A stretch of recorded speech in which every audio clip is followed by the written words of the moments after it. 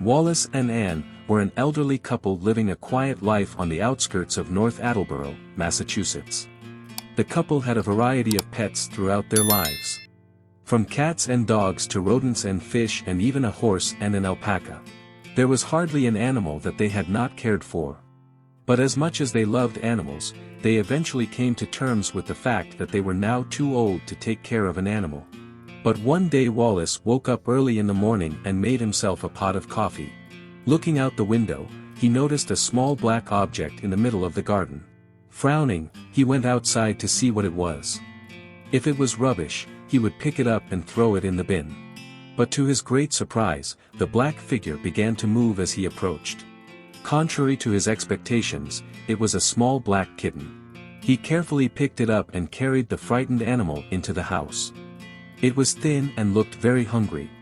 The kitten had obviously been abandoned by its mother for some reason. Wallace woke Anne and explained what he had found. Together they tried to feed the little animal, but it didn't seem interested in food. It wiggled and wriggled the whole time, as if trying to escape. After the kitten ate and drank, they put it back where they found it.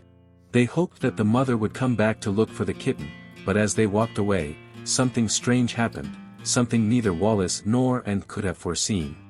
As the kitten lay in the middle of the grass, a raven fell from a nearby tree.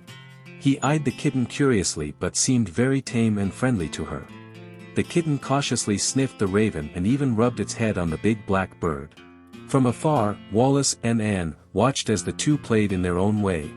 The raven, who they later named Moses, jumped around and pecked at the ground near the kitten. The kitten, who they named Cassie, lashed out with its small paw, trying to get fast enough to catch Moses' beak.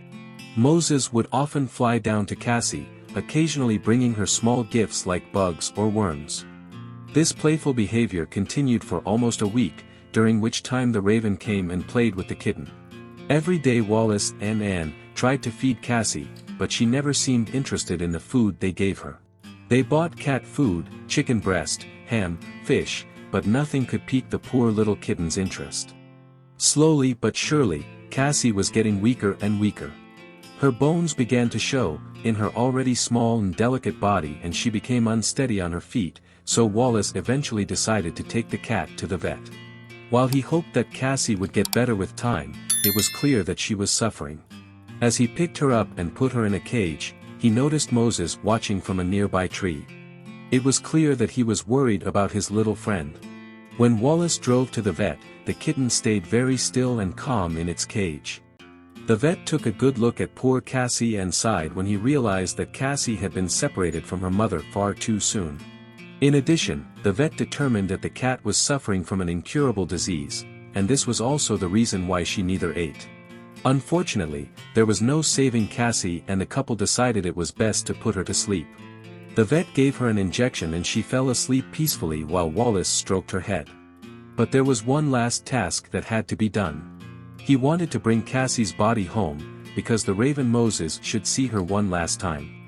Wallace knew how emotional ravens are, and it would be a very sad but also a redeeming experience to see and understand that Cassie would no longer be there. When he got home, Wallace and Anne laid Cassie's body gently on the floor where she and Moses used to play. The raven fluttered down and perched next to Cassie's still body. He looked around curiously, as if trying to understand why his best friend wasn't playing with him anymore. After a few moments, he let out a loud croak and flew away. It was as if he understood what was going on. Wallace and Anne thought this was the last time they saw the great black raven, but they were wrong. And dug a small hole deep enough to bury Cassie in.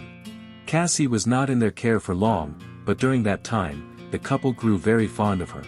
They wrapped her body in a tiny soft blanket and carefully placed her in the hole before covering it with dirt. They noticed that Moses sat silently on the wall and watched the small funeral. He watched his girlfriend being taken underground, and he bowed his head in silence as a token of respect and love for the little kitten. It was truly an incredible and touching sight, but what happened next broke Wallace and Anne's hearts forever. When they returned to the house and looked out the window, they saw Moses jumping off the wall and onto the lawn to Cassie's grave. Then he put an earthworm on the grave, as he once gave her a gift when she was alive. Moses stood for a few long moments before finally flying off. The couple never saw the raven again, but every once in a while they were sure they heard his shouts, as if he were paying a visit to his best friend, Cassie.